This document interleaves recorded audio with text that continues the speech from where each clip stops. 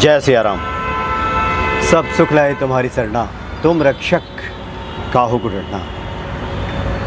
हनुमान जी जब अपने भक्तों पर कृपा करते हैं तो रास्ते सुगम हो जाते हैं। कठिन से कठिन परिस्थिति भी व्यक्ति के जीवन में हो तो कोई ना कोई रास्ता मिल जाता है, और जब ईश्वर की कृपा नहीं होती है तो आसान कार्य भी कठिन लगने लगता है। छोटी सी बीमारी भी जानलेवा बन जाती है।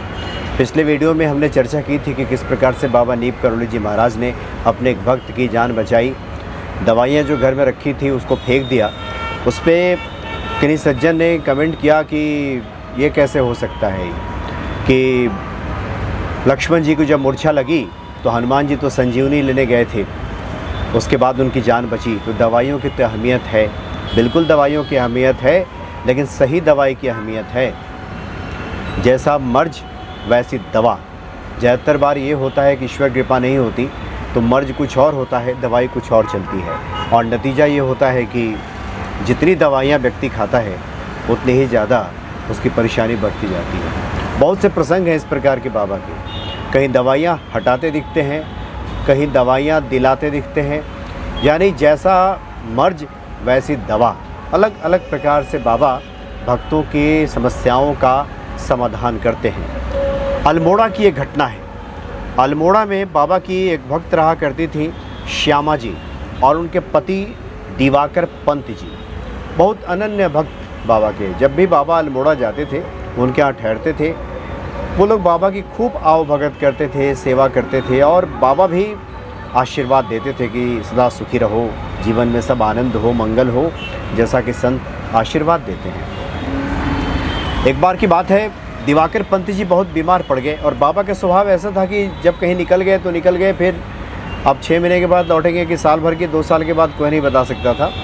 तो जो श्यामा जी बताती हैं कि दिवाकर पंत जी उनके पति बीमार पड़े, डॉक्टर को दिखाया तो पता चला कि हृदय रोग है। और अल्मोड़ा में उन दिनों की बात है, ये 1970 के आसपास की बात है, कोई अच्छे डॉक्टर तो होते नहीं थे उन दिनों अल्मोड़ा में। हृदय रोग का दवाइयाँ चल रही थी, लेकिन दवाइयाँ लग नहीं रही थी। जितनी दवाइयाँ चलती थी उतनी ही ज़्यादा वो बीमार होते जा रहे थे। और एक दिन स्थिति ऐसी आ गई, रात्रि का समय था, ऐसा लगा जैसे अब उनके प्राण निकल जाएंगे, हृदय गति रुक जाएगी, ऐसी स्थिति पैदा हो गई। सांसें उनकी थमने लगी थी, रुकने लगी थी। अब श्यामा जी बार बार बाबा को पुकार रही थी। अपने कमरे में उन्होंने हनुमान जी को जहाँ स्थापित किया था वहीं बाबा की एक तस्वीर वहाँ पे उन्होंने लगाई थी। बार बार उन्हें लग रहा था कि इस संकट की घड़ी में अगर बाबा आ जाएंगे तो जान बच जाती मेरे पति की। और बाबा तो बड़े दयालु हैं, वो सबकी रक्षा करते हैं। इस संकट की घड़ी में कहाँ हैं वो, सुन क्यों नहीं रहे? बार बार उनके मन से ये तड़प उठती थी। और कई बार होता है कि ईश्वरीय संकेत जब मिलता है तो आत्मा की आवाज़ सुनाई पड़ने लगती है।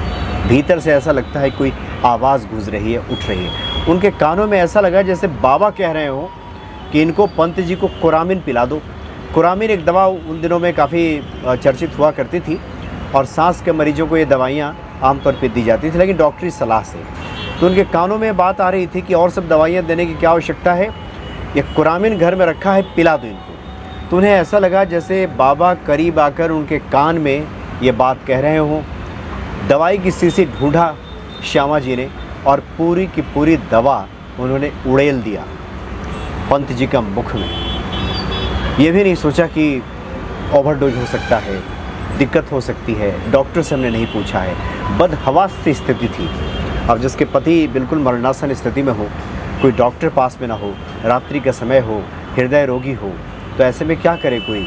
तो बदहवासी की स्थिति में उन्होंने ऐसा लगा जैसे बाबा का संकेत मिल रहा है कानों में, उन्होंने पिला दिया।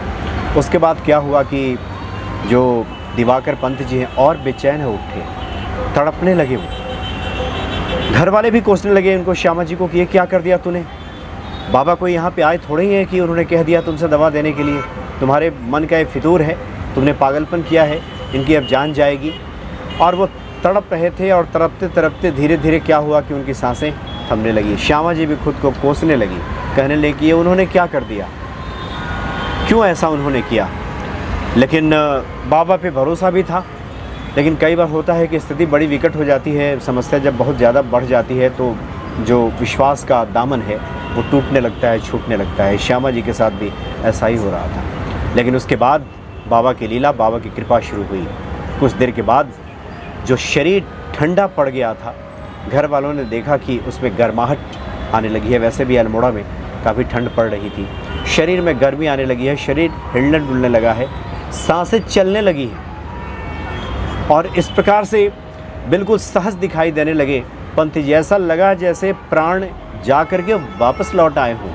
बड़े आश्चर्य की बात थी। रात भर ये स्थिति रही। अगले दिन सुबह डॉक्टर को बुलाया गया। डॉक्टर ने कहा कि नहीं, अब तो ये बिल्कुल ठीक है, इनको कोई अभी परेशानी नहीं है, सांस संबंधी कोई दिक्कत नहीं है, ये बिल्कुल ठीक है। और इस प्रकार से बाबा की कृपा से वो बच गए। दवाइयाँ भी तभी काम करती हैं जब ईश्वर की कृपा होती है। किसी न किसी कारण से पूर्व जन्म के कुछ पाप कह लीजिए, कुछ इस प्रकार के कर्म कह लीजिए, जो दुख है, बीमारी बन कर के आता है और उसके निदान के लिए व्यक्ति दवाइयाँ खाता है। दवाइयाँ खा लेने मात्र से अगर सभी ठीक हो जाते तो इस संसार में कोई अस्वस्थ नहीं घूमता, लोगों की मृत्यु नहीं होती अस्पतालों में। दवाइयाँ आवश्यक हैं, लेकिन साथ में जब ईश्वर की कृपा हो जाती है तो सही दवाइयाँ मिलती हैं, नहीं तो मर्ज कुछ और बहुत दिनों तक व्यक्ति दवाइयाँ कुछ और खा रहा होता है। कारवां गुजर गया, गुब्बार देखते रहे और एक मरीज चल बसा, बुखार देखते रहे। बहुत से डॉक्टर ये भी करते हैं, मरीज चल बसा और वो बुखारी चेक कर रहे हैं, पता ही नहीं चला कि हुआ क्या है। जांच पे जांच, जांच पे जांच, और बहुत से लोग कहते हैं कि ये तो बिल्कुल पता ही, जांच में पता ही नहीं चलता हुआ क्या है। तो ऐसे सूरत में हनुमान जी कृपा, बाबा नीम करोली जी महाराज की कृपा की बड़ी आवश्यकता महसूस होती है। और जिस पे बाबा कृपा करते हैं, जैसा कि हमने शुरू में ही कहा, उसके रास्ते सुगम हो जाते हैं। कोई ना कोई रास्ता ऐसा मिलता है कि उसके जीवन की राह आसान हो जाती है और जीवन मंगलमय बन जाता है। तो बड़े अलौकिक हैं बाबा नीम करोली जी महाराज, जो अपने भक्तों को कभी भी दुखी देख ही नहीं सकते। जय सिया राम।